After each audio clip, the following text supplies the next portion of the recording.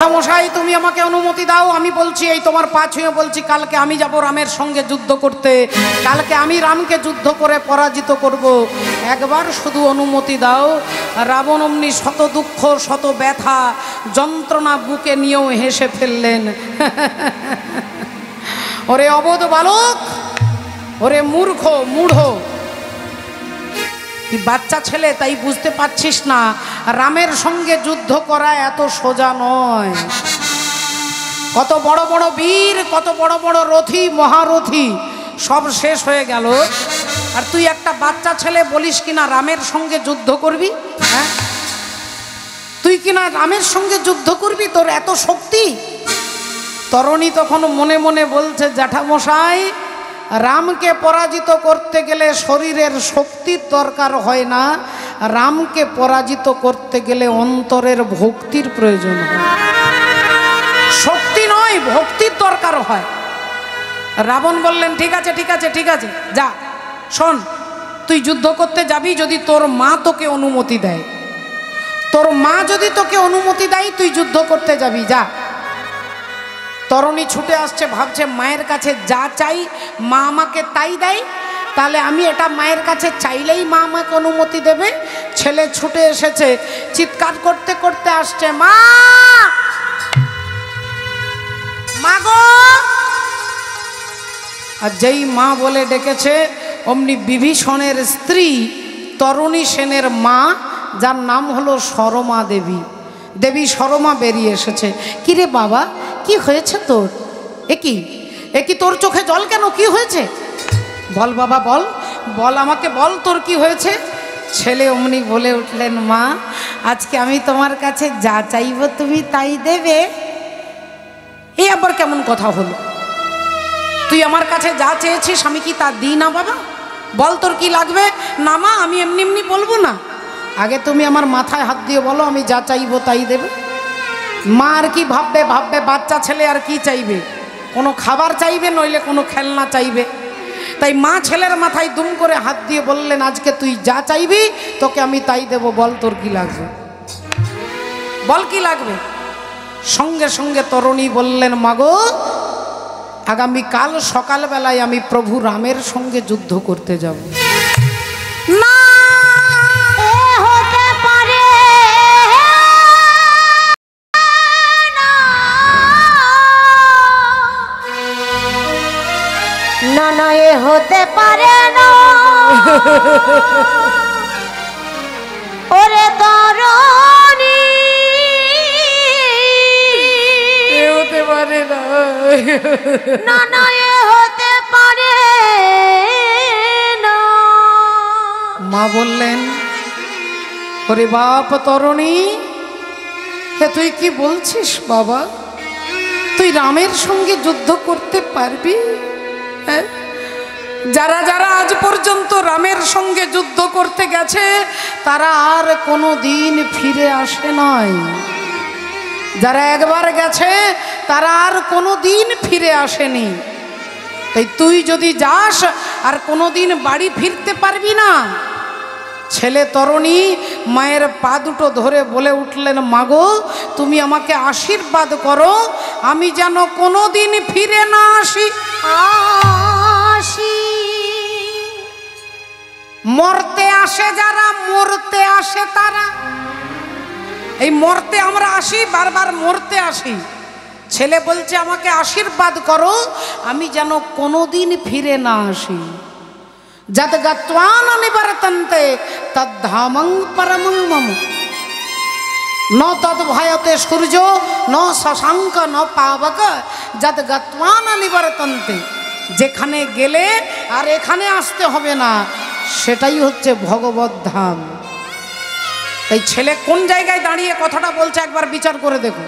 যুদ্ধ করতে গেলে আর কোনোদিন ফিরে আসতে পারবি না, আর কোনোদিন এই ঘরে আসতে পারবি না, আর কখনো আমাকে দেখতে পাবি না, আর কখনো তোর বাবাকে দেখতে পাবি না। আর ছেলে বলছে আমাকে আশীর্বাদ করো আমি যেন কোনোদিন ফিরে না আসি। তাহলে মাফ করবেন, অপরাধ নেবেন না। আজকে যারা যারা এখানে বসে আছেন, আমরা ছেলে কি জন্য চাই বাবা? ওই যে স্বার্থের প্লাস্টিকে মোড়া স্বার্থ, আমাকে দেখবে, আমাকে খেতে দেবে, আমার সেবা করবে, আমাকে দেখবে, আমার বংশ বৃদ্ধি করবে, আমাকে সেবা করবে। এই যে আমি আমারই জন্য কিন্তু ছেলে চাইছি। কিন্তু যারা এই ভাবনা নিয়ে সন্তান নাতি চান, তারা আজকে একটা কথা, শাস্ত্রের কথা মনে রাখুন, আমার কথা নয়। ছেলে আপনাকে দেখবে না বাবা, আপনার নাতিও আপনাকে দেখবে না, আপনার জামাই আপনাকে দেখবে না, আপনার ছেলে আপনাকে দেখবে না। আপনাকে মূল দেখবে কে না? আপনার কর্ম। যদি কর্ম আপনার সঠিক হয়, একটা ছেলে না থাকলেও দেখবে। আর কর্ম যদি গন্ডগোল হয়, 100টা ছেলে থাকলে আপনাকে দেখবে না। আপনারা বলবেন তুমি বলে দিলে মুখে দুম করে, প্রমাণ কি? প্রমাণ আছে। ও যে বেটার বাবা হতে সাধে কেন চিতে, বেটার বাবা হতে সাধে কেন চিতে, ওরে বেটার বাবা হতে সাধে কেন চিতে, বেটার বাবা হতে সাধে কেন চিতে, ওই বেটা কি তোরে করবে সুখী, বেটার বাবা হতে সাধে কেন, ওরে বেটা কি তোরে করিবে সুখী, বেটার বাবা হতে সাধে কেন চিতে। হ্যাঁ, যদি ছেলেই আমাকে দেখতো, তাহলে একটা দুটো 10টা 20টা ছেলে নয়, 100টা ছেলে ছিল। কার? মহাভারতে 100টা ছেলের বাবা মা কে না? ধৃতরাষ্ট্র আর গান্ধারী। তাহলে গান্ধারীর আনন্দের সীমা নেই। আপনি দুটো ছেলের উপরে ভরসা করছেন, আর তার 100টা ছেলে। যদি 90টা ছেলেও খারাপ হয়, 10টা ছেলে তো আমাকে দেখবে। যদি 99টা ছেলে খারাপ হয়, একটাও ছেলে তো আমাকে দেখবে। এটা গান্ধারীর ভাবনা ছিল। কিন্তু গান্ধারী গিয়ে দেখছে কুরুক্ষেত্রের মাঠে তার 100টা ছেলে মরে পড়ে আছে। শতপুত্রের বাবা ওগো হয়ে গেল হাওয়া, ওগো শতপুত্রের বাবা,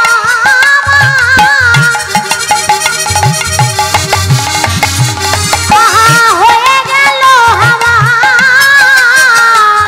বলি ধৃতরাষ্ট্র তার প্রমাণ দেখি, বেটার বাবা হতে সাধে কেন, ওরে বেটা কি তোরে করিবে সুখী, বেটার বাবা হতে সাধে কেন চিতে। ভক্তিমতী মায়েরা একটু লক্ষ্য করে দেখুন, গান্ধারীর আর ধৃতরাষ্ট্রের 100টা ছেলে। দুর্যোধন, দুঃশাসন, দুঃসহ, দুঃসল, প্রমথ, দুর্মুখ, বিবিংশতি, বিকর্ণ, জলসন্ধ, সুলোচন, বিন্দু, অনুবিন্দু, দুর্ধর্ষ, সুবাহুক, দুষ্প্রদর্শ, দুমর্শন, দ্বিতীয় দুর্মুখ, দুষ্কর্ণ, কর্ণ, চিত্র, উপচিত্র, চিত্রাক্ষ, অদ্ভুত, চারু, চিত্রাঙ্গ, দুর্মদ, অনন্তর, দুষ্প্রহস্য, বিবিৎসু, বিকট, শ্রম, উনর্নাভ, পদ্মনাভ, সুসেন, নন্দ, উপানন্দ, কণ্ডদর, মহোদর, চিত্রবাহু, চিত্রবর্মা, সুবর্মান, দুর্বিরোচন, আয়বাহু, মহাবাহু, চিত্রচাপ, সুকুণ্ডল, বলাকি, অগ্রজ, ভীমবেগ, ভীমবল, ভীমবিক্রম, ভীমস্বর, কনকায়ু, উগ্রায়ুধ, দৃঢ়ায়ুধ, দৃঢ়ক্ষত্র, দৃঢ়বর্মা, সোমকীর্তি, অনুদর, জরাসন্ধ, দৃঢ়সন্ধ, সত্যসন্ধ, সহস্রবাগ, উগ্রসেন, উগ্রসেবা, সেনানী, পণ্ডিতক, দৃঢ়হস্তক, সুহস্তক, বাতবেগ, বন্যাসী, সুবর্চা, আদিত্যকেতু, নাগদত্ত, নিসঙ্গী, জানহ, কবচী, দণ্ডী, দণ্ডধর, অনুগ্রহ, উগ্র, আলুলপ, অভয়, রৌদ্রবর্মা, বিরাবী, সুদীর্ঘলোচন, বুড়রু, কর্ণকাঙ্গড়, কুণ্ডক, চিত্রক, মহারথ। এই 100টা যার ছেলে, তার বংশে বাতি দিতে কেউ নেই বাবা। 100টা ছেলে, মা গিয়ে দেখছে তার 100টা ছেলে মরে পড়ে আছে। তাহলে আপনি যদি এত চালাকি করেন, আপনার দুটো ছেলে, একটা ডাক্তার একটা মাস্টার, আপনি ভাবলেন কেউ না কেউ আমাকে দেখবে। কর্ম গণ্ডগোল হলে আপনার ডাক্তার মাস্টার কেউ দেখবে না বাবা। এবার আপনারা বলবেন ঠিক আছে, দুর্যোধন, দুঃশাসন এরা বাজে ছেলে, আচ্ছা আমার ছেলেগুলো ভালো ছেলে, আমাকে দেখবে না? বলে না, দেখবে না। তাহলে তার প্রমাণ বলে চারি পুত্রের বাবা দশরথ রাজা, চারি পুত্রের বাবা দশরথ রাজা, চারি পুত্রের বাবা দশরথ রাজা, চারি পুত্রের বাবা দশরথ রাজা, চারি পুত্রের বাবা দশরথ রাজা। রাজা দশরথের 4টে ছেলে, রাম, লক্ষ্মণ, ভরত, শত্রুঘ্ন। এই 4টে যার ভালো ছেলে, তার বাবার গতি কি হলো? বলি বাসি মোড়া হয়ে রইল তেলে ভাজা। ওগো চারি পুত্রের বাবা দশরথ রাজা, বাসি মোড়া হয়ে রইল তেলে ভাজা। আর বসুদেবের হলো কারাদণ্ড সাজা। ওগো বসুদেবের হলো কারাদণ্ড সাজা। হ্যাঁ, হরি ও বসুদেবের হলো কারাদণ্ড সাজা। ভগবান রামের বাবাকে আপনারা দেখলেন, এবার কৃষ্ণের বাবাকে দেখুন। ভগবান কৃষ্ণ যার ছেলে, তার বাবা মা আছে কংসের জেলে, কৃষ্ণ যার ছেলে তার বাবা আছে জেলে, কংসের জেলে। তাহলে ভগবান আপনাকে বুঝিয়ে দিচ্ছে আমি তোমার ছেলে হতে পারি, তোমার নাতিও হতে পারি, তোমার জামাইও হতে পারি, তোমার বাবা কাকাও হতে পারি, কিন্তু আমি তোমাকে রক্ষা করব না, রক্ষা করবে তোমার কর্ম। বসুদেবের হলো কারাদণ্ড সাজা, বসুদেবের হলো কারাদণ্ড সাজা। বলি যার পুত্র কৃষ্ণ বলে আখি বেটার বাবা হতে সাজে কেন? ওগো বেটার কি তোরে করিবে সুখী, বেটার বাবা হতে সাধে কেন চিতে? হরি বল। তা ছেলে আপনাকে দেখবে না মা, আপনার কর্ম যথার্থ হলে আপনার ছেলে না থাকলেও দেখবে, যে কেউ এসে আপনাকে দেখবে। আর না থাকলে কর্ম না গন্ডগোল হলে বলে 100টা ছেলে থাকলেও দেখবেন। তাই তরুণী তার মাকে বলছে মা তুমি আমাকে অনুমতি দাও মা, আমাকে আশীর্বাদ করো আমি যেন কোনোদিন ফিরে না আসি।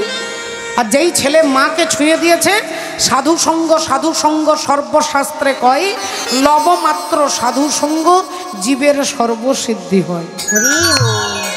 যেই ছুঁয়ে দিয়েছে অমনি মা বুঝতে পেরে গেছে যে আমার ছেলে যুদ্ধ করতে নয়, আমার ছেলে রামের চরণে নিজেকে নিবেদন করতে যাচ্ছে, রামের চরণে নিজেকে নিবেদন করতে যাচ্ছে। আয় বাবা আয়, আমি তোকে সাজিয়ে দেব, আমি তোকে সাজিয়ে দেব।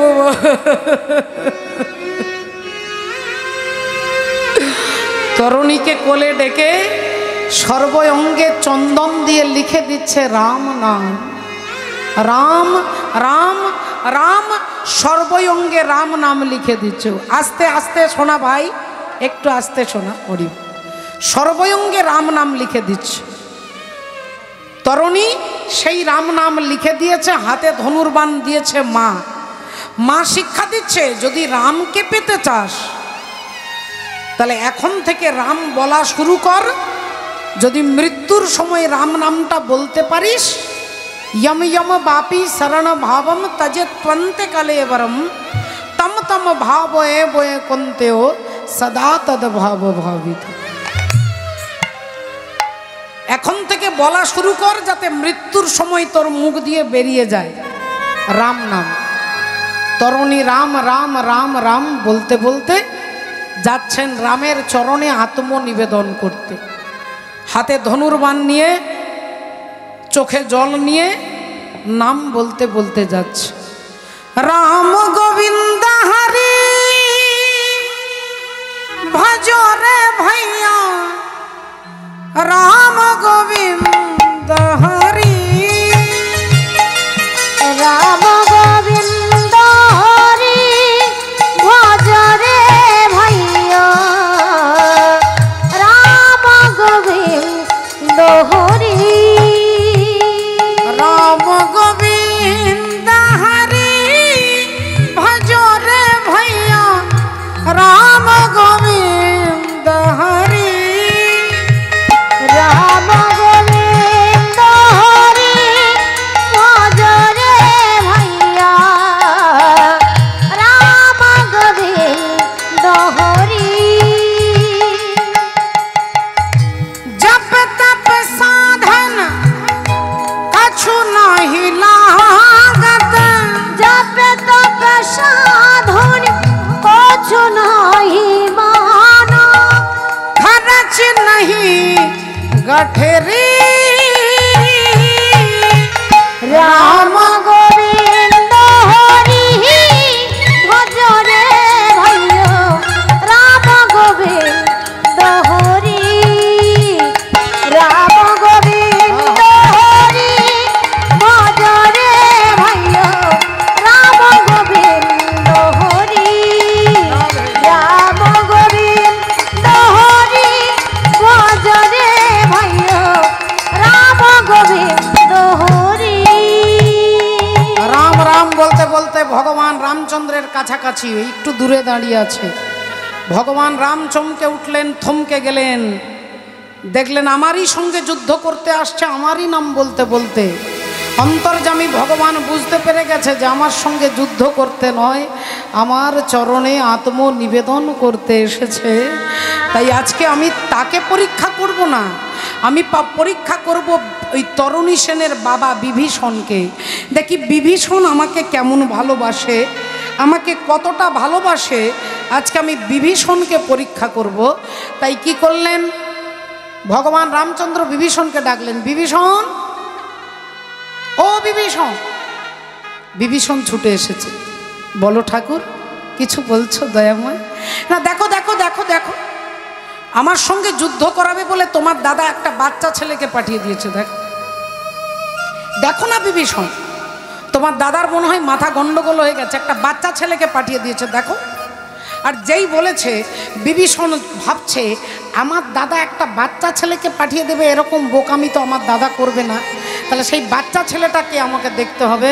আর যেই ঘাড় ঘুরিয়ে বিভীষণ দেখছে,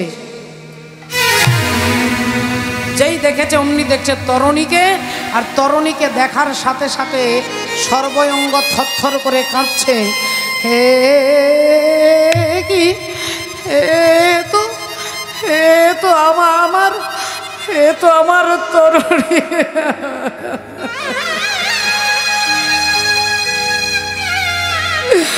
এ তো আমার তরণী। বিভীষণ বুঝতে পেরে গেছেন, আচ্ছা তুমি আমাকে পরীক্ষা করছো যে আমি তোমাকে ভালোবাসি না আমার মায়ার পুত্রকে ভালোবাসি, আমি তোমাকে ভালোবাসি না মায়ার পুত্রকে ভালোবাসি, তুমি আমাকে পরীক্ষা করছো না। বিভীষণ বলে চোখ বন্ধ মুছে নিয়ে বলে উঠলেন, প্রভু আমার মনে হচ্ছে এই ছেলেটা তোমার শত্রু, এ ছেলে তোমার শত্রু, এ রাক্ষস। আমি বলছি ঠাকুর তুমি দেরি করো না, তোমার হাতে এই বাণ, আমি এই বৈষ্ণব বাণ তুলে দিলাম, এই বাণ দিয়ে তুমি ওই বালককে হত্যা করো, এই বাণ দিয়ে তুমি ওই বালককে হত্যা করো। যেই বাণটা তুলে দিয়েছে, ভগবান রামের হাতটা থরথর করে কাঁপছে। ভাবছে আমি বিভীষণকে পরীক্ষা করতে গেলাম, আর উল্টে বিভীষণ আমাকে পরীক্ষা করছে। তাহলে বিভীষণ তুমি জানো না, যে করে আমার আশ আমি করি তার সর্বনাশ। তাহলে আজ দেখবো তুমি কতটা সহ্য করতে পারো। ওই তরণীর মাথাটা লক্ষ্য করে ভগবান রামচন্দ্র তীরটাকে, বাণটাকে ছুড়ে দিয়েছে।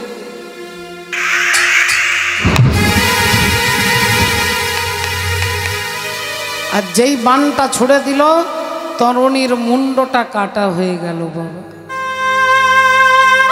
আর কাটা মুন্ডটা যখন পড়ে যাচ্ছে, কাটা মুন্ডটা যখন পড়ছে, তখন রাম রাম রাম রাম, আর যেই রাম বলে চিৎকার করছে, অমনি ভগবান রাম ছুটে গিয়ে ওই কাটা মুন্ডটা মাটি থেকে তুলে বুকের মধ্যে জড়িয়ে ধরে বলছে, তরণী আমি তোমার মতো ভক্তের প্রাণ হরণ করেছি। হরি বল রাধে। কাটা মুন্ডটাকে যেই রেখে দিয়েছে, রাম রাম রাম বলছে, ভগবান রাম বললেন, কে কে এমন করে আমাকে ডাকছে? বলো বিভীষণ, বলো এমন করে কে ডাকছে? বিভীষণ বললেন, প্রভু যাকে তুমি কিছুক্ষণ আগে হত্যা করলে, ওই বালকের কাটা মুন্ড তোমাকে ডাকছে। না না বিভীষণ, এ হতে পারে না, তুমি তো বললে ও আমার শত্রু, তুমি তো বললে ও রাক্ষস, তাহলে যে আমার শত্রু হবে সে কাটা মুন্ডে আমার নাম বলতে পারবে? যে আমার শত্রু হবে সে কি মরণকালে আমার নাম বলতে পারবে? তাহলে মরণকালে যে আমার নাম বলে সে যে আমার শত্রু নয়, সে যে আমার পরম ভক্ত। আর তুমি আমার ভক্তকে হত্যা করিয়েছো বিভীষণ। আমার এই হাত দিয়ে, যে হাত দিয়ে আমি ভক্তের চরণ ধরি, সেই হাত দিয়ে তুমি আমার ভক্তকে হত্যা করিয়ে। এ কথা যেই বলেছে, বিভীষণ ছুটে গিয়ে ছেলের কাটা মুন্ডটা মাটি থেকে তুলেছে বাবা। ধুলোগুলো ভালো করে ঝেড়ে দিয়ে কাটা মুন্ডটাকে বুকে চেপে ধরে বলছে, তরণী রে আমি বড় ভাগ্যবান, ভাগ্যবান, তাই তোর মতো ভক্তের আমি বাবা হতে পেরেছি। হতে পেরেছি। আমি বড় ভাগ্যবান যে তোর মতো ভক্তের আমি বাবা হতে পেরেছি। কাটা মুন্ডটাকে চেপে বুকে চেপে ধরে কাঁদছে। পেছন থেকে রামচন্দ্র বলে উঠলেন, বিভীষণ, যাকে মারবার জন্য তুমি আমার হাতে বাণ তুলে দিলে আর এখন তুমি তার কাটা মুন্ডটা জড়িয়ে ধরে কাঁদছো, তাহলে সত্যি করে বলো বিভীষণ, এ কার তনয়? সত্যি করে বলো, কার তনয়? তনয় মানে ছেলে। কার ছেলে, কার তনয়? বলো বিভীষণ, চুপ করে থেকো না, বলো কার তনয় বলো। বিভীষণ চোখের জল মুছে নিয়ে বলছে, ঠাকুর, আজকে আমি যদি বলি আমার ছেলে, তাহলে তোমার পরীক্ষায় আমি ফেল করে যাব। তাই বারবার জিজ্ঞাসা করছে, বলো বিভীষণ, কার তনয়? বিভীষণ তখন বলছে যে আমার তনয়, আমার তনয়, কিন্তু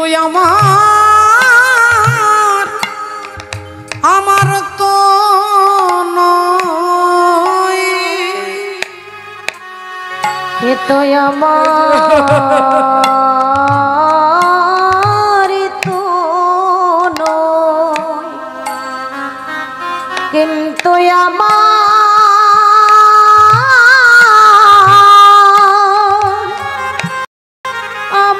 তো নয়।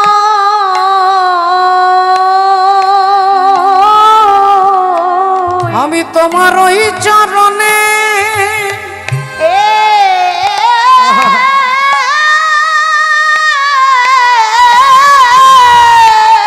আমি আমার সব সপেছি, কিন্তু যে আমার তো নয়, কিন্তু আমার তো নয়।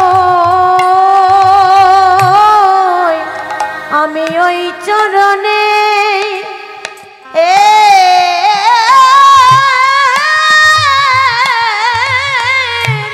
আমি আমার সব সপেছি,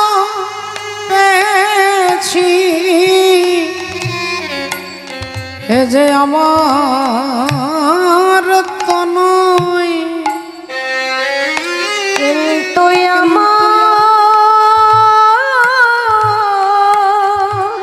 আমার তো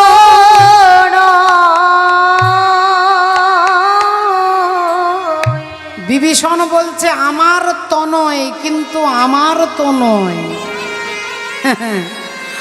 আমার তো নয়, কিন্তু আমার নয়, সবই তোমার, সব তোমার। ভগবান রামচন্দ্র বিভীষণকে বুকে জড়িয়ে ধরে বলছে, বিভীষণ, ধন্য ধন্য ধন্য ধন্য তোমার ভক্তি, ধন্য তোমার শিক্ষা। তাই বিভীষণ, তোমার পুত্র তরণী যে কাটা মুন্ডে সুবল বলেছে। সুবল, সু মানে ভালো, বল মানে কথা। এই কাটা মুন্ডে সুবল বলেছে, রাম নাম বলেছে। তাই তোমার পুত্র তরণী পরবর্তী দাপর যুগে আমার সখা সুবল হবে, আমার সখা সুবল হবে। আজকে আমি এই ত্রেতা যুগে তার ভক্তির কাছে হেরে গেছি, আমি তার কাছে হেরে গেছি, আমি ঋণী হয়ে গেলাম। এই ঋণ শোধ করব দাপর যুগে, যেদিন আমি মাধুর্যময় শ্রী গোবিন্দ হব, সেদিন তোমার পুত্র হবে আমার সখা সুবল। আর সবাইকে নিয়ে চোর চোর খেলা খেলতে গিয়ে আমি পাবো ছেঁড়া পাতা, আর ওই ছেঁড়া পাতা পেয়ে আমি চোর হব। সেদিন সবার আগে ওই সুবলকে আমি কাঁধে নিয়ে বেড়াবো, আমি কাঁধে নিয়ে বেড়াবো, আমি কাঁধে নিয়ে বেড়াবো, আমি বৃন্দাবনের পথে পথে কাঁধে নিয়ে বেড়াবো, ওগো জগৎবাসীকে দেখাই, আমি কাঁধে নিয়ে বেড়াবো, জগৎবাসীকে দেখাইব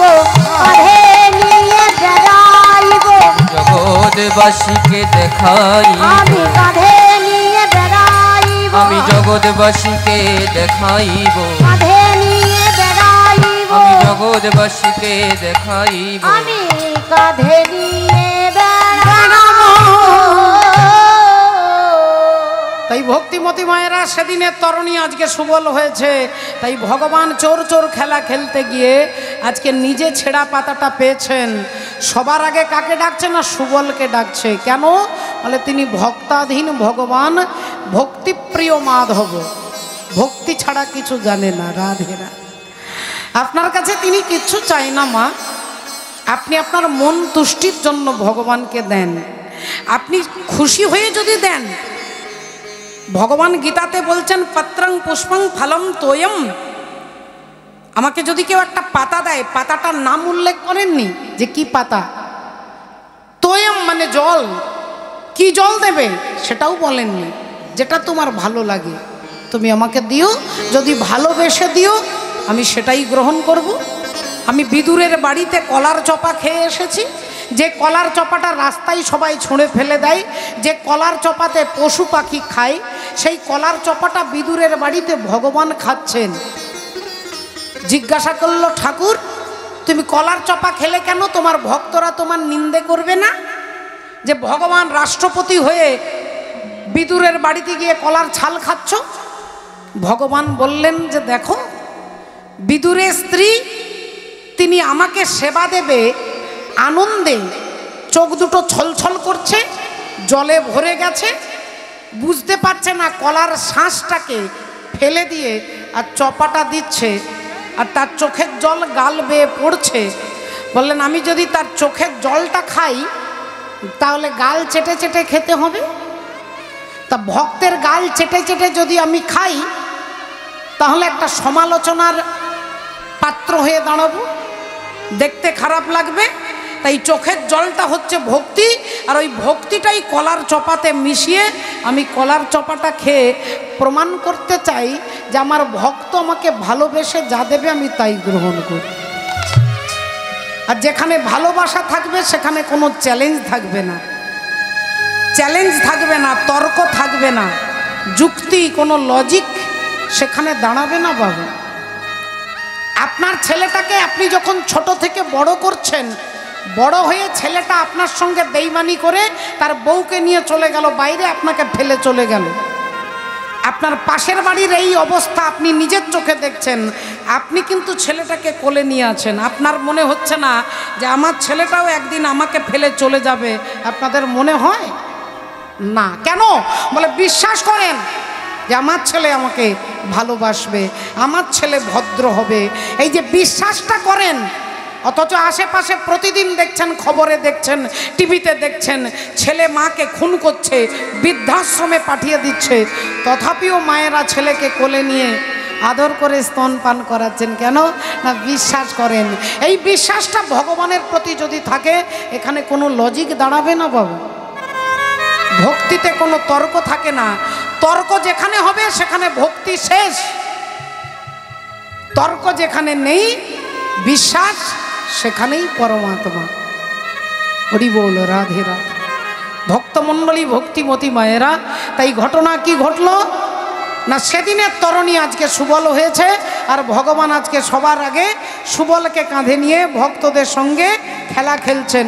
খেলিছে বিনোদ খেলা সব সখাগণে, খেলিছে বিনোদ খেলা সব সখাগণে, খেলিছে বিনোদ খেলা সব সখা, খেলা খেলে রে, খেলে রে,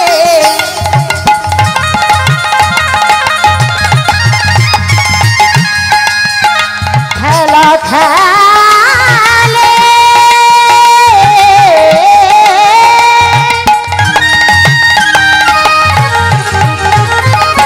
খেলা খেলে, খেলা খেলে, খেলে রে, আহা খেলিছে বিনোদ খেলা সব সখাগণে, আর সেদি বিন্দু অঙ্গে ঝরে পিপাসার কারণে, বিন্দু অঙ্গে ঝরে পিপাসার কারণে, বিন্দু অঙ্গে লাগে না রে, ওগো খেলা ভালো লাগে না রে, তাদের খেলা ভালো লাগে না রে, খেলা ভালো লাগে না রে, ও যে ঘিরে ঘিরে দাঁড়াইল, খেলা ভালো লাগে না রে, ঘিরে ঘিরে দাঁড়াইলো, খেলা ভালো লাগে না রে, ঘিরে ঘিরে ওগো খেলা ভালো লাগে না রে, ঘিরে ঘিরে দাঁড়াইলো, তাদের খেলা ভালো লাগে না রে, ঘিরে ঘিরে দাঁড়াইলো, খেলা ভালো লাগে না রে, খেলা ভালো লাগে না। ও সেদি বিন্দু অঙ্গে ধরে পিপাসার কারণে, সেদি বিন্দু অঙ্গে ধরে পিপাসার কারণে। তাই আর খেলবো না, আর খেলবো না কানাই, আর খেলতে পারবো না, খুব পিপাসা পেয়েছে, জল পান করব। খুব পিপাসা পেয়েছে, জল খাবো ভাই, জল পান করব। ভগবান বললেন আচ্ছা বেশ ঠিক আছে, তাহলে আর খেলতে হবে না, তোরা জল পান করবি। জল খাবি তো এক কাজ কর, তোরা বস, আমি জলটা নিয়ে আসি। সবাইকে বসিয়ে দিয়ে ভগবান জল আনতে যাচ্ছে, পেছন থেকে শ্রীরাম চিৎকার করে ডাক দিলেন, কানাই। ভাই কানাই, ওরে ভাই তুই যাস না ভাই, আজকে তুই জল আনতে যাস না। কেন কেন কেন? আমি তো প্রতিদিন তোদের জন্য জল এনে দিই, ফল এনে দিই, আজকে যাব না কেন? বললেন তুই জানিস না ভাই, আজকে মা যশোদা তোকে কিছুতেই আমাদের সঙ্গে পাঠাচ্ছিল না। তোর মা নাকি স্বপ্ন দেখেছে তোকে নাকি বিষধর সর্প দংশন করছে, বিষধর সাপ তোকে দংশন করছে, তোর মা স্বপ্নে দেখেছে। তাই বললেন ওরে শ্রীরাম, আজ আমি আমার গোপালকে তোদের সঙ্গে পাঠাবো না। আমরা মহাবিপদে পড়লাম, তোকে ছাড়া তো আমরা গোষ্ঠে আসতে পারবো না। তখন আমরা সবাই মিলে বললাম, মা এই তোমাকে কথা দিয়ে যাচ্ছি, তোমার কাছে দাঁড়িয়ে তোমার গোপালকে আমরা যেমন নিয়ে যাব তেমনভাবে ফিরিয়ে দেব। আর কথা দিচ্ছি আজকে তোমার গোপালকে দিয়ে জলও আনতে দেব না, আর ফলও আনতে দেব না, জলও আনতে দেব না, ফলও আনতে দেব না। এই বলে তোর মাকে, তোর মায়ের কাছ থেকে তোকে আমরা নিয়ে এসেছি, তাই তুই ভাই আজকে জল আনতে যাস না। ভগবান বললেন আচ্ছা ঠিক আছে, তাহলে আমি জল আনতে যাব না, তা তুই এই গাছের ছায়াতে বস, আমরা কথা দিচ্ছি যেখানে পারবো জল আনবো, যেখানে জল পাবো জল এনে আগে তোকে দেব, তারপরে আমরা পান করব। জলটা এনে আগে তোকে দেব, তারপরে আমরা পান করব, কথা দিচ্ছি। ভগবানকে গাছের তলায় বসিয়ে দিলেন, আর সখাগণ জল খুঁজতে যাচ্ছে। জল খুঁজতে খুঁজতে খুঁজতে খুঁজতে খুঁজতে আজকে ভগবানের মায়াতে সেখানে সেখানে জল নেই। আর জল খুঁজতে খুঁজতে খুঁজতে ভুল করে সেই রাস্তাটা ধরে নিয়েছে যে রাস্তাতে কেউ হাঁটা চলা করে না। যে রাস্তাটা কোথায় চলে গেছে? ওই যে কালিন্দির এক দহে ওগো কালিও না তাহা রহে। আহা মরি রে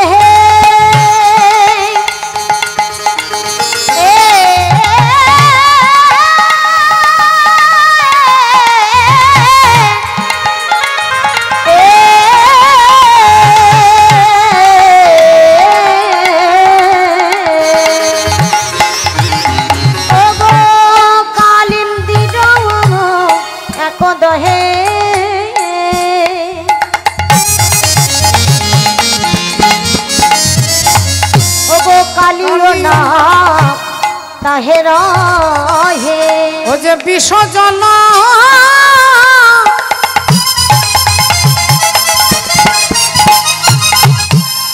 দহন সমান হে, বিশ্বজল দহন সমান। আস্তে ভক্তিমতী মায়েরা কালীদহের জলটার বর্ণনা দিচ্ছে। যার ওপর দিয়ে কোনো পাখি উড়ে গেলে মারা যায়, যার পাশ দিয়ে কোনো পশু চলে গেলে মারা যায়, যে জলের বাতাসটা লেগে গেলে সবাই মরে যায়, সেই জলটা সখাগণ দেখেছে।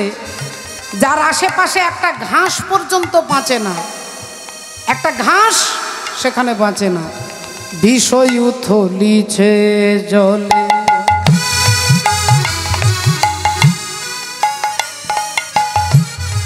প্রাণী যদি যায় চলে, ও ওগো জলের বাতাস পাইয়া মরে, জলের বাতাস পাইয়া মরে। আর বিষয় থলিতে জলে প্রাণী যদি যায় উড়ে, জলের বাতাসে মরে, জলের বাতাসে মরে। ওগো স্থাবর জঙ্গম কত,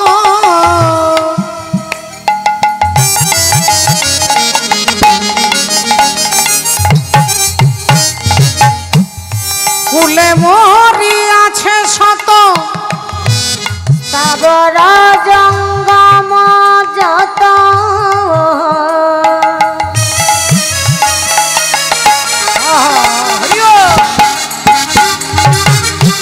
কুলে মরি আছে কত, ও যে বিষ জল সহিতে না পারে, বিষ জল সহিতে না পারে। বিষ জল সহিতে না পারে, বিষ জল সহিতে না পারে। দেখুন তাহলে ঘাস গাছপালা আশেপাশে একটাও বেঁচে নেই, সব বাতাস লেগে মরে যায়। সেই জলটা সখাগণ দেখে তাড়াতাড়ি জলে নেমেছে, এক হাঁটু জলে নেমেছে। আর এক হাঁটু জলে নেমে এবার প্রচণ্ড পিপাসা পেয়েছে, পিপাসায় হাতে করে জল তুলেছে, আর হাতে করে জল তুলে মুখে দিচ্ছে বারবার।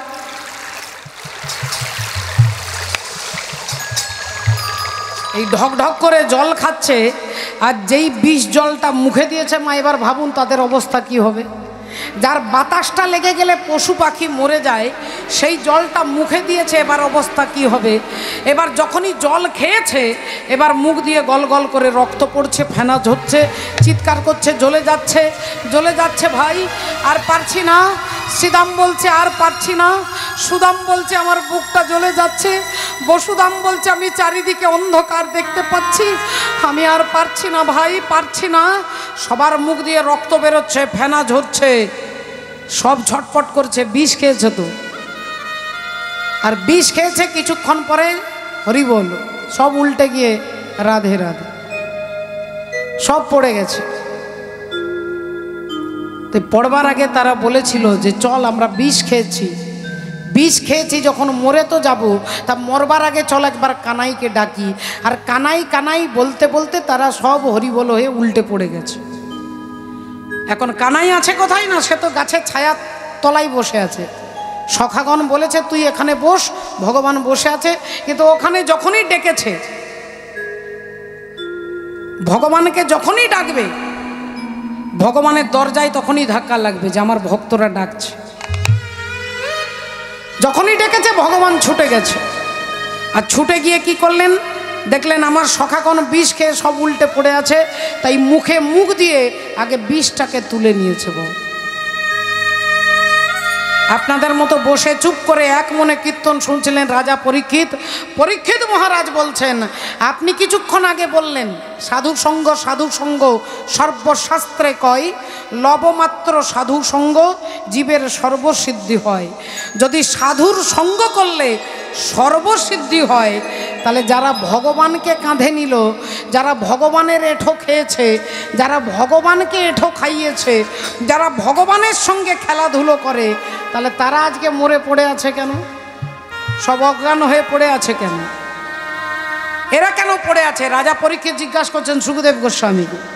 পরীক্ষিত মহারাজের প্রশ্ন শুনে সুখদেব গোস্বামী হাতে তালি দিয়ে বলছে, বাহ বাহ বাহ বাহ, তোমার প্রশ্ন খুব দামি, উত্তম প্রশ্ন। তুমি বলছো যে সাধুর সঙ্গ করলে জীবের সর্বসিদ্ধি হয়, তাহলে যারা ভগবানের সঙ্গ করলো তাদের কেন সর্বসিদ্ধি হলো না? এই তো। তা তুমি একবার ভালো করে ভেবে দেখো, এরা অজ্ঞান হয়ে পড়ে আছে কেন পড়ে আছে? এরা যখন জল আনতে এসেছিল, ভগবানকে কি বলে এসেছিল বাবা? মায়েদের মনে আছে মা? এরা যখন জল আনতে এসেছিল বলেছিল, কানাই আমরা যেখানে জল পাবো আগে তোকে দেব তারপরে পান করব, আগে তোকে দেব তারপরে পান করব। আর এখানে এসে কি করলো, ঢকঢক করে নিজেরা জল পান করলো। তাহলে লীলা মানে কি না, লীলা মানে নাটক, অভিনয়। ভগবান অভিনয় করছেন কাদেরকে শিক্ষা দিতে, আমাদেরকে শিক্ষা দিতে। যে আমরাও বলেছিলাম মাতৃগর্ভে থেকে যে এই হাত দিয়ে পা দিয়ে কান দিয়ে সারা দেহটা দিয়ে তোমার ভজন করব। আর এখানে এসে কি করলাম না, শুধু ভজন করতে শিখেছি, ভজন আর শিখিনি বাবা। ভজন শিখেছি, ভজন আর শিখিনি। ভগবান আমাকে দেখিয়ে দিচ্ছে যে আমার সখাগণ যে কথাটা বলেছিল সেটা রাখতে পারলো না, তাই সব অজ্ঞান হয়ে পড়ে আছে। তোমরা যারা ভবে গিয়ে আমাকে ভুলে যাবে, ওগো তাদের দশা এমনি হবে, তাদের দশা এমনি হবে, ওগো তাদের দশা এমনি হবে। যারা আমার কথা ভুলে যাবে, তাদের দশা এমনি হবে, আমার কথা ভুলে যাবে, তাদের দশা এমনি হবে। যারা আমাকে ভুলে যাবে তাদের দুর্গতি এরকম হবে, এটাই ভগবান বোঝাতে চাইছে। এইবার সখাগণ ডেকেছে কানাই কানাই বলে, ভগবান ছুটে এসেছে বাঁচাতে। আমরাও এই সংসার কালিদহে পড়ে যদি তাকে ডাকতে পারি, তিনি আমাদেরও কৃপা করতে আসবেন। সখাদের মুখে মুখ দিয়ে বিষটাকে তুলে নিলেন, আর যেই বিষটা তুলে নিল সখাগণ বেঁচে উঠেছে। তাড়াতাড়ি বলছে, কানাই এখান থেকে পালা ভাই, এখান থেকে পালা। কেন না, আমরা এই জলটা খেয়ে মরে গিয়েছিলাম, তুই আমাদের বাঁচিয়েছিস, কিন্তু তোর যদি কিছু হয়ে যায় আমরা তো তোকে বাঁচাতে পারবো না। হরি বল। এখন ভগবান এসেছেন কালীয় নাগকে দমন করতে। দমন মানে কি, দমন, দমন। ভগবান কালীয় নাগকে বলছে, তুমি যদি আমার চরণে দাও মন, তবে হবে তুমি দমন। তুমি দমন। রাধে রাধে। তুমি যদি আমার চরণে দাও মন, নিতাই গৌর প্রেমানন্দে। হরি হরি বল। ও তারে বেদ পুরাণে ঋষিগণে, ও দেখো ভব নদী বলেছে, ডায়মন্ড হারবার থানার নিচে যে নদী আছে। আবে ডালি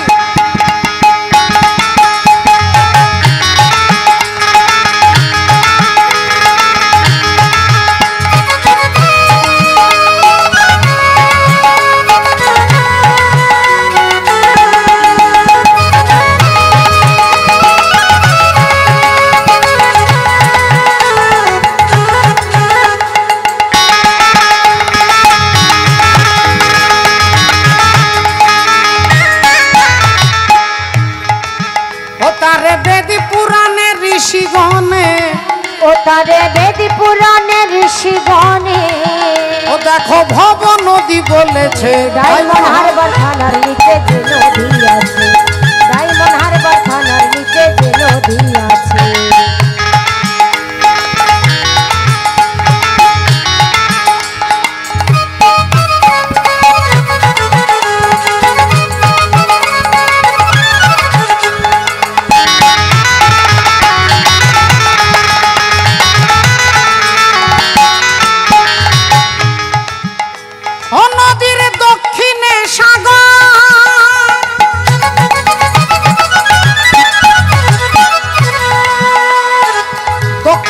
সাগর,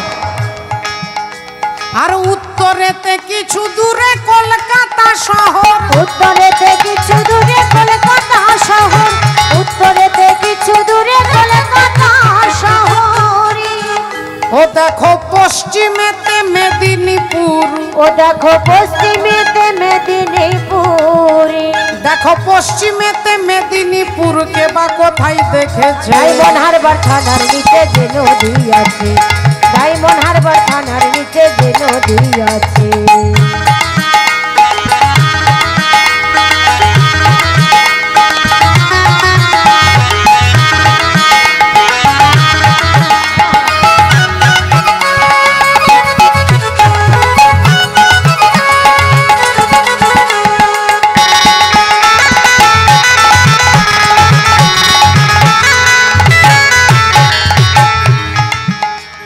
নদীর জোয়ার ভাটা হয়,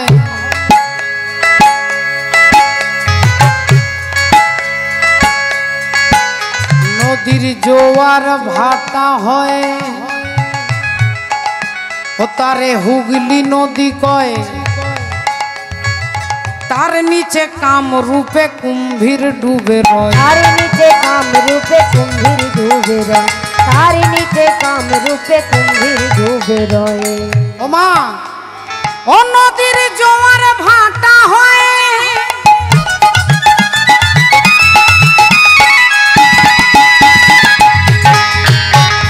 তারে হুগলি নদী কয়, তার নিচে কাম রূপে কুম্ভীর ডুবে রয়। তার নিচে কাম রূপে কুম্ভীর ডুবে রয়, তার নিচে কাম রূপে কুম্ভীর ডুবে রয়।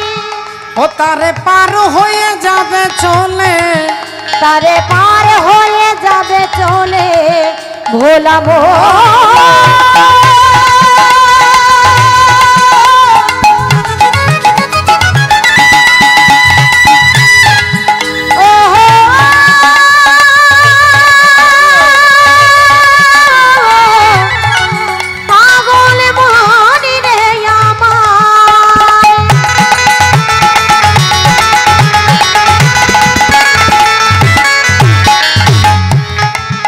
তারে পার হয়ে যাবে চলে। বলি এমন সাধ্য কার আছে, হারবার থানার নিচে যে নদী আছে, হারবার থানার নিচে যে নদী আছে। ও তারে বেদ পুরাণে ঋষি গণে, বেদ পুরাণে ঋষি গণে ভব নদী বলেছে, হারবার থানার নিচে যে নদী আছে, আরে আইমন হারবার থানার নিচে নদী আছে। হারবার থানার নিচে যে নদী আছে। চূড়া মধ্যে চূড়ামণি ব্রহ্ম পাশে স্থিতি, পাঠ মধ্যে মহাবিষ্ণু করেন বসতি, চক্ষুতে শ্রী কালাচাঁদ করিতেছে ধ্যান, নাসিকাতে নিত্যানন্দ করে মধুপান, কর্ণেতে চৈতন্য গোসাই হয়ে সাবধান, মুখেতে ভদ্রাক্ষ বসি ৩২ যোগান, জিহ্বাতে নারদ মুনি বাজাই কোন্দল, জিহ্বা নিচে বসে নদী গয়া গঙ্গা জল, আল জিহ্বায় সরস্বতী, বামেতে শ্রীদাম, কণ্ঠেতে শ্রী কানাই, বাহুতে বলরাম, হস্তেতে শ্রী গোবিন্দ দান অধিপতি, সপ্তদ্বীপে জগন্নাথ করেন বসতি, নাভিমূলে ব্রহ্মা সদা করিতেছে লীলা, লিঙ্গে মহাদেব বসি লয়ে চন্দ্রকলা, গুজ্জদ্বারে বসি আছে নাড়ুয়া গোপাল, কামিনীর সঙ্গে কেলি বড়ই রসাল, হাঁটুতে শক্তির স্থিতি বসুমতি পায়, 18 মোকাম তত্ত্ব শুনো সমুদায়, এই সব তত্ত্ব কথা যেই জন জানে, নরলোকে তুচ্ছ তারে দেবলোকে মানে। তাহলে ভক্তিমতী মায়েরা দেখুন, আজকে সখাগণ তারা ডেকেছিল বলে ভগবান এসে সবার মুখে মুখ দিয়ে বিষটাকে তুলে নিয়েছে। এবার সখাগণ বলছে চল ভাই পালিয়ে চল, ভগবান এসেছে কালীয় নাগকে দমন করতে।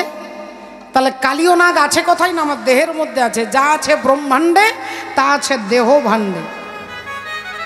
আর সেই কালীয় নাগ আপনার আছে, আপনার আছে, আপনার আছে, আমাদের সকলের আছে। এই কালীয় নাগটার নামই হচ্ছে কামরূপী কালীয় নাগ। কামনা, কামনা বাসনা, এই কামরূপী কালীয় নাগটাকে দমন করতে হবে। ভগবান বললেন তুমি যদি আমার চরণে দাও মন, তাহলে হবে দমন। তাই সখাগণকে বলছে না না না না, আমারও তো পিপাসা পেয়েছে, আমাকেও তো জল খেতে হবে। সখাগণ বলছে কানাই ওই জল খাস না ভাই, ওই জলটা বিষ জল খাস না। ভগবান বললেন বিষ না অমৃত কি করে বুঝবো, আমাকে তো আগে খেয়ে বুঝতে হবে। তোরা তোরা সরে যা, সরে যা। কারোর কথা শুনছে না, কারণ আজকে কালীয় নাগকে তো দমন করতে হবে। তাই কারোর কথা না শুনে ভগবান কি করলেন, গাছের ওপরে চেপেছে।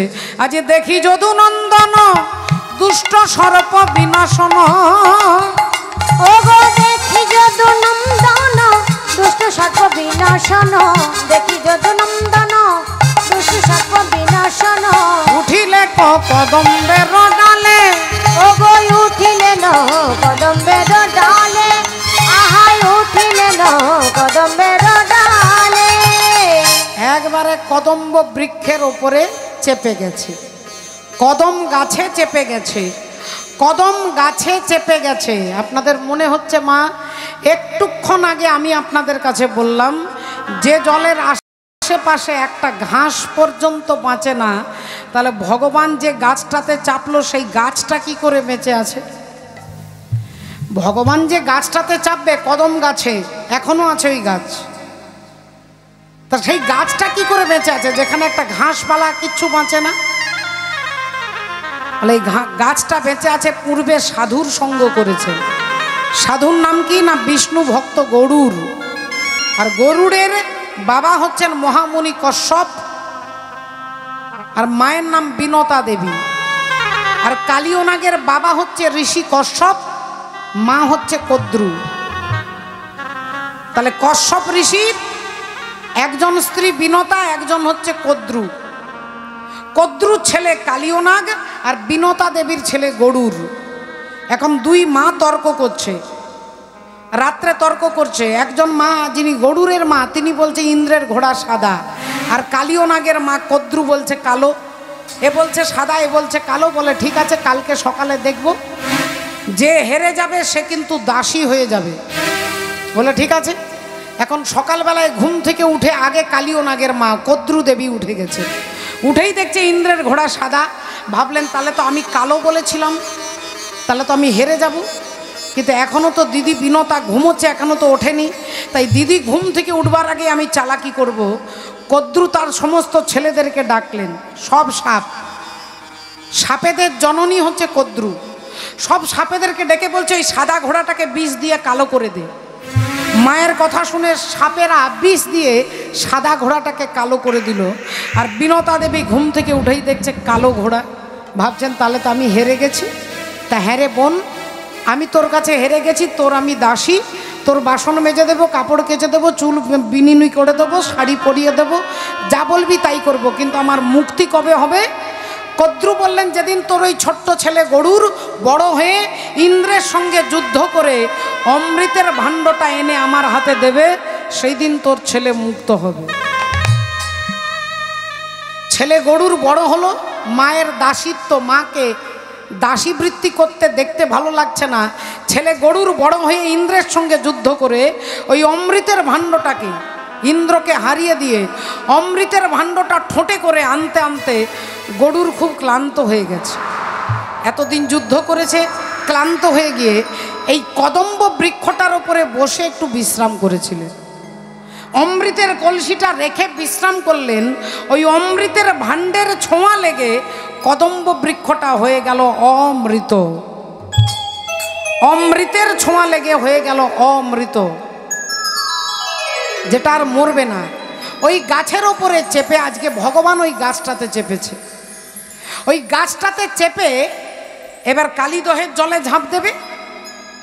কালীদহের জলে ঝাঁপ দেবে। সখারা ভাবছে জল খাবার জন্য গাছের ওপরে চেপে ঝাঁপ দেবে, কিন্তু আপনারা সকলে ভালো করে জানেন যে কালিয়নাগকে দমন করবার জন্য তিনি কালীদহের জলে ঝাঁপ দিতে হবে। কিন্তু বাবা, আমি যদি আপনাদের কাছে যেতে চাই, এইখান দিয়ে গিয়ে আপনাদের কাছে চলে যেতে পারবো, সরাসরি এখান থেকে নেমে আপনাদের কাছে সহজেই যেতে পারবো। এখন আপনাদের কাছে যাওয়ার জন্য প্রথমেই যদি প্যান্ডেলের ওপরে চেপে তারপরে ঝাঁপ দিই, প্যান্ডেলের ওপরে চেপে তারপরে ঝাঁপ দেব, আপনারা বলবেন মাথা খারাপ হয়ে গেছে। তা কালিয়নাগ আছে কালীদহের জলে, তা ভগবান গাছের ওপরে চাপার কি দরকার? কালীদহের কুল থেকেই তো, এখান থেকেই তো জলে ঝাঁপ দিতে পারতেন, গাছে চাপবার কি দরকার? ভগবান বলছেন যে এই কালিয়নাগকে দমন করবার জন্য যেমন আমি কদম্ব বৃক্ষকে আশ্রয় করে তারপরে ঝাঁপ দিচ্ছি, তদ্রূপ হে জীব, তোমাদের দেহের মধ্যে যে কামরূপী কালিয়নাগ আছে, এই কামরূপী কালিয়নাগটাকে যদি তোমরা দমন করতে চাও, আমি যেমন অমৃতরূপী কদম্ব বৃক্ষকে আশ্রয় করেছি, তোমরা অমৃতরূপী আগে গুরুর চরণ আশ্রয় করো।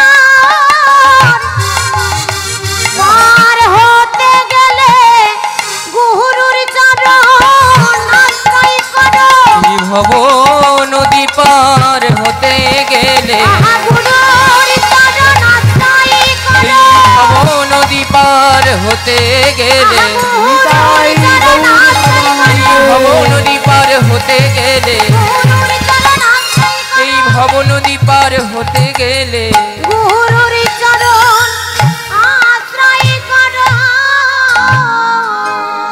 আগে গুরুকে ধরো। আমি যেমন কদম্ব বৃক্ষকে আশ্রয় করে তারপরে ঝাঁপ দিচ্ছি, তোমরা গুরুকে আশ্রয় করো, তবে কামরূপী কালীয় নাগ দমন হবে। আমি গুরু না ভজিয়া কি ভুল করিলাম, ওই আমি ভস্যে ঢালিলাম ঘি। আমি মানুষ হইয়া জন্ম লোভিলাম, মানুষের করিলাম কি। এর জন্যই গুরু দরকার। যতদিন জীবের গুরুকরণ নাহি হয়, পশু বলি সেই প্রাণীকে জানিবে নিশ্চয়। তাই ভগবান ওই কদম্ব বৃক্ষ থেকে জলে ঝাঁপ দিচ্ছেন। এত কহি কৃষ্ণ আমার জলেতে ঝাঁপ দিল। ওগো এত কহি কৃষ্ণ আমার জলেতে ঝাঁপ দিল, এত কহি কৃষ্ণ আমার জলেতে ঝাঁপ দিল। আর কালী দহের কালো জল নড়িয়া উঠিল। ওগো কালী দহের কালো জল নড়িয়া উঠিল, কালী দহের কালো জল নড়িয়া উঠিল, কালী দহের কালো জল নড়িয়া উঠিল। জলের তলায় কালীয় নাগ চমকে উঠল। কে কে আমার জলে ঝাঁপ দিয়েছে? আর আমার জলে ঝাঁপ দিয়ে এখনো বেঁচে আছে এত বড় স্পর্ধাকার কে? এত বড় বীর। দেখবার জন্য কালীয় নাগ ফনা বিস্তার করে দেখছে। ফনা তুলে ফনা বিস্তার করে কালীয় দেখিতে লাগিল। দেখিতে লাগিল রাই শেখর ভয়ে কাঁপিতে লাগিল। কাঁপিতে লাগিল।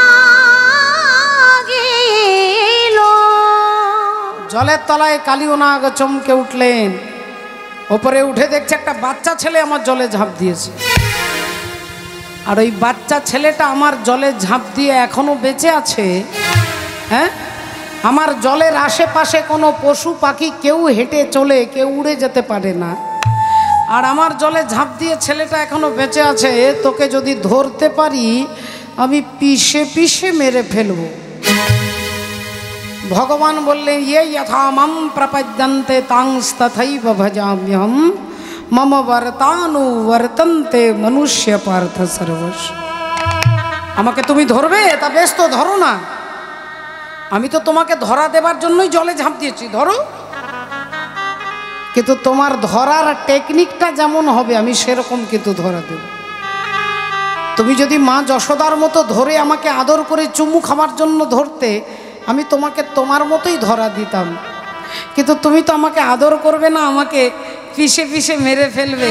তাই আমি তোমাকে তোমার মতোই ধরা দেব। ভগবান পাথরের মতো দেহটাকে শক্ত করে দিয়েছে। দেহটাকে পাথরের মতো শক্ত করে নিয়েছে। আর কালীয় নাগ হরি বল, যেই ভগবানকে ছোবল মারতে যাবে, যেই রাধে রাধে, যেই ছোবল মারতে গেছে, এখন ভগবান হয়ে গেছে পাথর। কালীয় নাগ ছোবল মারতেই কালীয় নাগের 20 দাঁত ভেঙে পড়ে গেছে।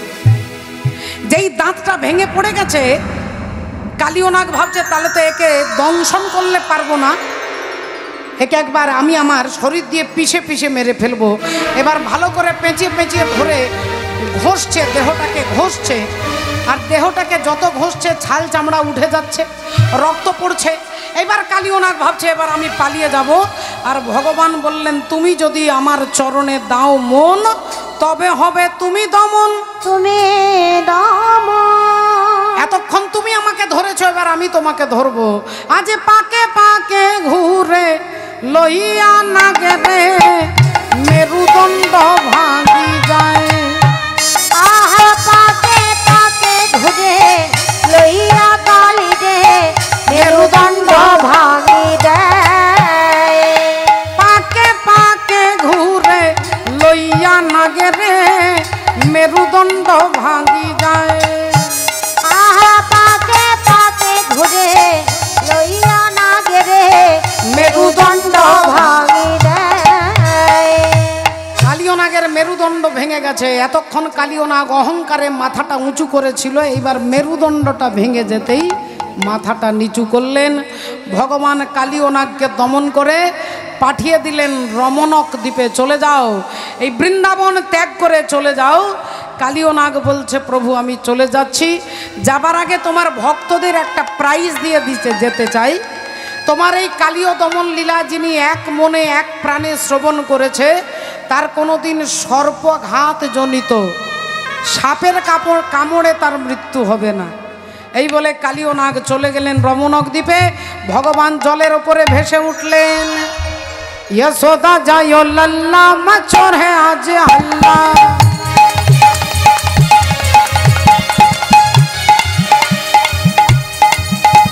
यशोदा जायो लल्ला मचो है आज हल्ला।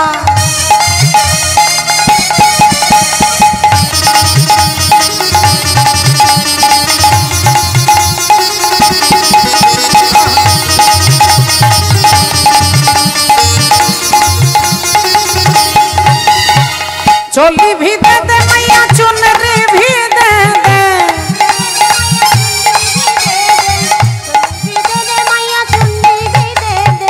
लहंगा की दे दे सिलाई, यशोदा मैया दे दे दुहाई।